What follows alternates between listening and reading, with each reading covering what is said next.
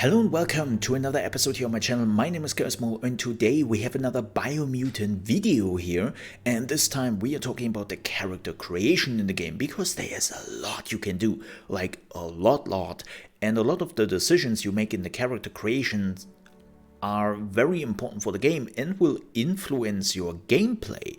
Now, that doesn't necessarily mean that you can break your character in the character creation, but there are a lot of nuances which you should know about because, let's be honest here, it's an RPG in the end.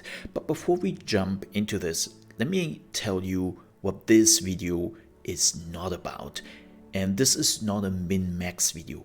I will not show you how you can create the strongest melee fighter or the strongest mage or whatever in the game. That is not what this video is about. This is really just to get down the basics because they can be slightly confusing and to give you a better understanding what character you want to make. So let's jump right into it, shall we? First of all, you choose your breed in Biomutant. You can see the primal, the dum-dum, the Rex, the healer, the Fib, and the Murgle. And as you can already see on the right side, when you are going through the breed, stats will change. Or, well, that's not 100% correct. The stats themselves do not change. Like as you can see, the numbers do not change. But what does change is just your other, like, secondary stats. Right? Like your vitality stays the same, but your health is going a little bit down. So this is the first step you have to do, and of course, depending on which direction you want to go, you might want to focus on the dum-dum if you want to be a good melee fighter and you want to be in the thick of it. Or you say, well, I want to be more like a little bit the mage tank, then you might want to go with the Rex. The good thing is, when you choose something, you can go back afterwards and change it up. So if you realize by the end of it, actually what I'm creating here is a mage, so I might want to go with the Fib instead, then you can totally do that, right? So keep that in mind. One other very interesting aspect here is the breed seems to be the only way how you can increase your luck. Luck is not a stat you can change when you are changing like all the other stats in just a minute. Of course, there will be items in the game, and there will be also ways when you level up to increase your luck, but not in the character creation. Like, this is the only way how you can increase your luck. Is luck good? Yes. The crit chance, always great, but the one very important thing here is the loot chance. You can crank up the loot chance quite a bit, and the first character I have created is using, I think, nearly 30% more loot, and the amount of loot and the rarity you are getting is just insane. So you might want to consider to put a little bit of points into the loot. Yeah. So we would just go with the Murgle here, and yes, thank you, Define tutorial. I know what I'm doing here. This is now where you can change directly the points. So you can just leave it as it is. That's what I did with my character, and I will be honest, with all the items you find and all the level ups you get in the game, you can get all the points you need. So if you want to create a character which doesn't really excel at anything, it totally works. Like, I'm still killing enemies without a problem. And of course, if you say, nah, dude, I know that I'm going full mage, then you want to put everything in the intellect. And yes, your character is changing. It's still hilarious how those characters look, depending on how you change their genetics. It's pretty fantastic. But as you can see, the numbers change quite drastically, and you can push it up to 100%. You just have to find, there you go. Now we have a 100 intellect, but as you can see, you have to sacrifice other numbers for that. Minus 10 strength, minus 10 vitality, minus 10 agility, and so on and so forth. The only thing you cannot lower is luck. But here's the thing. So when you level up in the game, you will get one stat you can increase by 10 points.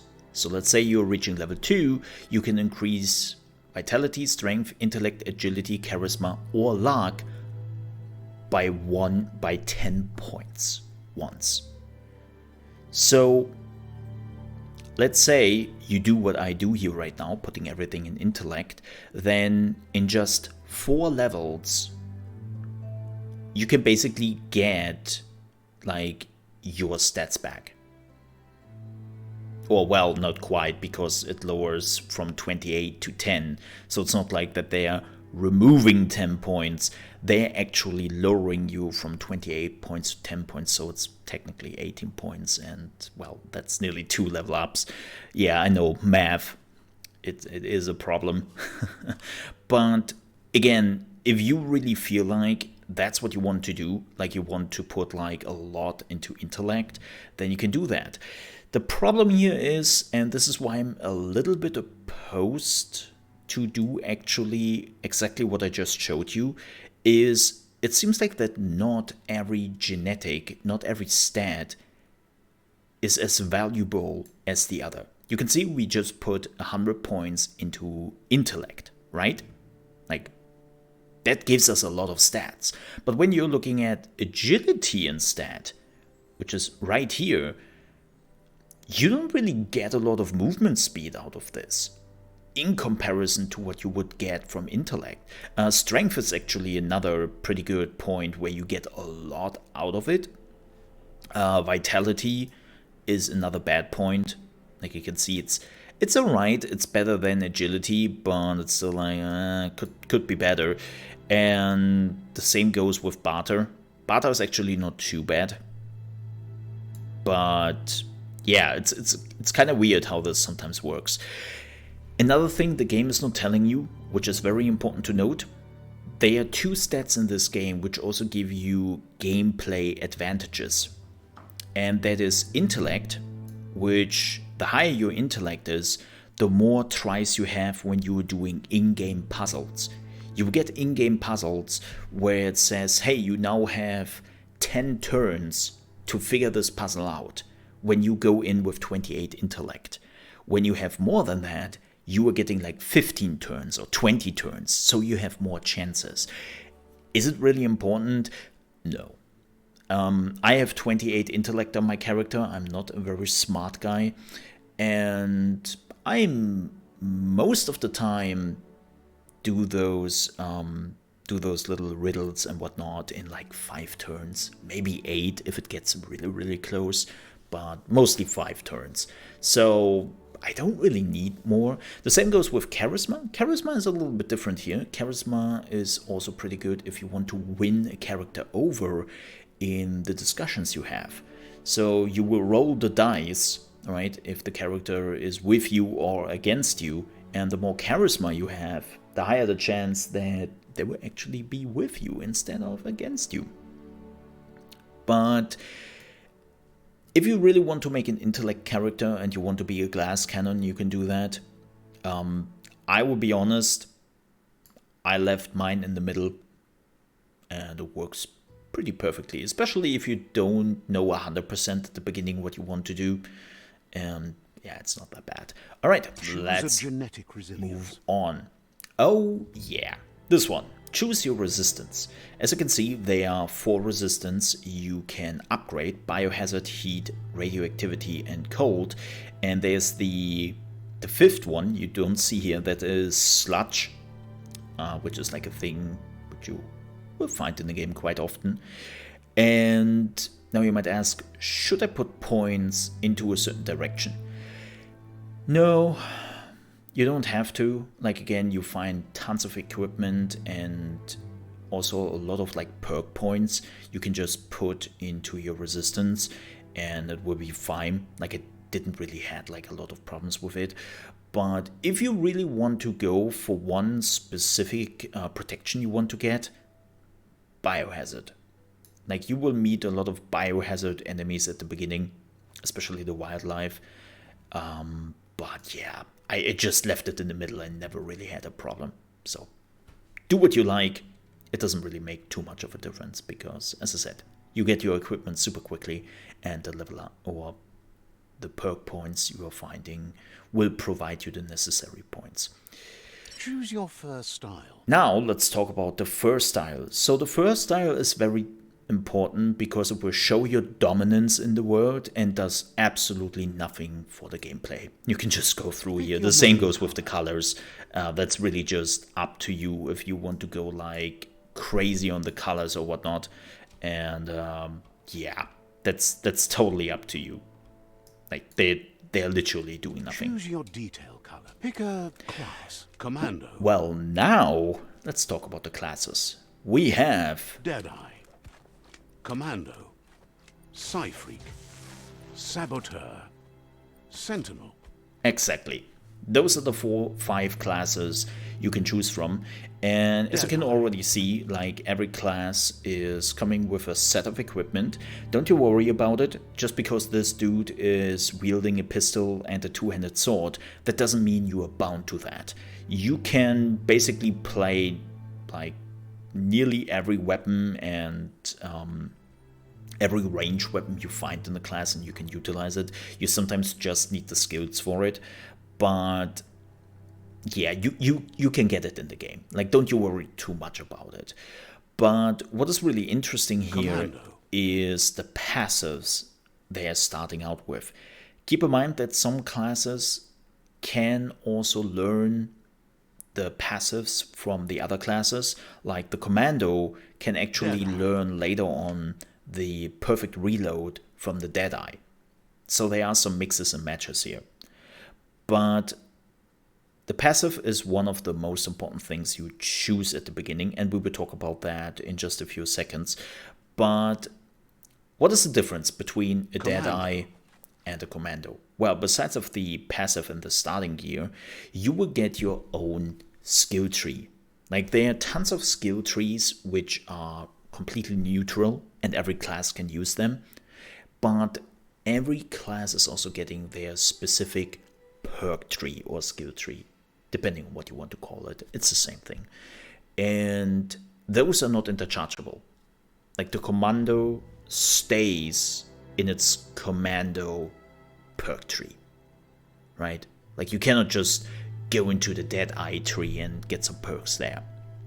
Unfortunately, the game is not really telling you what those perks are. I have to say that from what I have seen, they're nice to have, but nothing really which determines your playstyle. Like, the only class where I've really seen like a huge difference is the Psyfreak, but we will talk about that also in just a second. So let's talk about the passives, shall we? Perfect reload. Your ranged weapons are reloaded instantly and your next magazine is granted 20%. What they are not telling you is that you have to hit a certain point in the magazine when you shoot to trigger this. So just shooting a magazine empty will not trigger this perfect reload. The same goes with just shooting half of the magazine empty. Like, you really have to nail it. Commando. The Commando has Fury. Ranged weapon attacks inflict 10% more damage to the target. Pretty straightforward, right? Psyfreak. The Psyfreak has one active, the Spark Ball. There's like an electricity ball they can shoot because, well, they are more or less the mage here, and they need a special attack, so that's what they are getting. And his passive is actually the Mega Mind, which regenerates your key energy in the game. You need that energy for dodging, but also for abilities. So more regeneration is always pretty important. Saboteur. The Saboteur starts with 2 passives, the Twin Silver Grip. This is one of the neutral perks you can just get in the game, and that allows you to dual wield single-handed weapons. So everyone can learn that, but he is starting out with that. And his passive is Hypergenetic, which allows your dodge energy to cost is reduced by 20%. So that means a lot of dodging with this character, because it costs you 20% less, and then you can just use it for special abilities all the time, and you don't have to waste it for the dodges. Sentinel. And then a Sentinel, your base armor is increased by 10%. Pretty straightforward. Like, he's the dude who can take a hit. And now you might ask, okay, but which passive is like the best one? To be brutally honest, Deadeye. Deadeye is just so good, because the moment you realize how perfect reload works in the game, you nail it all the time. It takes you maybe 2 or 3 tries, and then you have realized what you have to do, and then you nail it all the time. Which means you get your instant reload with every weapon, and it will always do 20% more damage, which is pretty crazy. Commando. The Commando has Fury. Again, as I said, the Commando can learn perfect reload later on, but it costs a lot of points. But in comparison, ranged weapon attacks inflict 10% more damage on the target.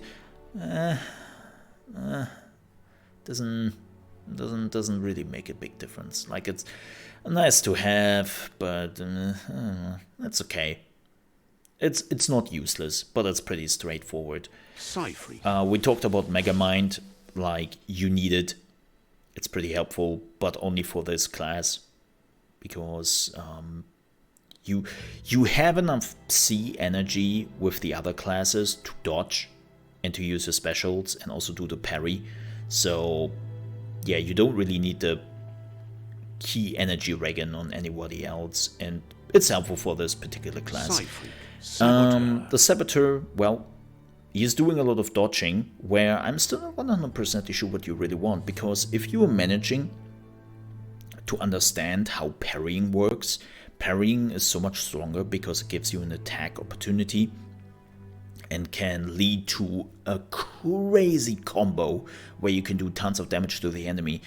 And I wouldn't say that parrying is too problematic here in the game. Like, they give you a pretty broad window, and dodging is always like the last resort. So yeah, it's alright.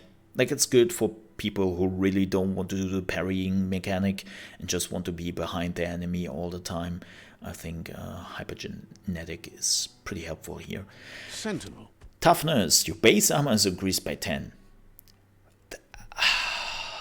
This one in particular is just, I don't know the use of it.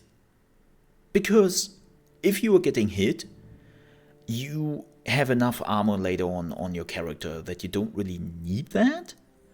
And the highest priority for you is not to get hit. And you have a lot of things to do exactly that. You have abilities which will help you not to get hit. You have your dodge, which is super easy to do. And you even have your parrying after a little bit of like training. You can become really good at that. So having something which reduces your damage income by 10 doesn't do much. It's like the base armor is not really helping that much. So unfortunately, from all the passives there basically in the game, I would say this is the most useless one, especially for a starter. So it really comes down to the weapon you were getting, and of course the perks. But yeah, you don't need to become tanky in this game, because again, it's relatively easy to dodge most of the attacks, at least in the beginning of the game. So yeah, those are the different classes and things you can do in the character creation. In the end, it really comes down to what you like and what you like to play and how you like to play it. Just try out a few things, but in the end, if you don't do anything at all, like you don't change any of the modifiers, you don't change any of the perks, and so on and so forth, you will still be able to play the game. That's what I do right now with the character I have created. Like, all the perks are just the standard perks, the standard stats. I haven't changed anything at all, and I don't really have a problem at all in the game. Of course, you can get an advantage, especially if you already know that you will play a Psy Freak, right? And you want to be that glass cannon, then yeah, you might want to put the stats into Intellect, right? but it doesn't make too much of a big difference because you level up relatively quickly. You get like tons of stats you can then put into your character when you level up, and you also will find tons of items which will give you exactly the stats you want. And the item stat boost is quite significant in this game. So don't you worry too much about it and try things out. With that said, thank you so much for watching this relatively lengthy video, but there is a lot to learn here, and I hope you enjoyed it. If you did, please click the like button, and if you're new to the channel, you want to see more Biomutant gameplay, tips, tricks, guides, and you want to see me playing this game live, you can do so right now. We are live this minute when this video is going live. You can find us at trovo.live/ChaosMole. You will find the link in the description, and we will play a lot of Biomutant in the next few days. But this is not the last YouTube video you will find. There will be more to come. And again, thank you so much for watching. If you're new to the channel, please consider to subscribe to it. I would appreciate it. And I hope I see you next time. Till then, stay safe. Bye bye.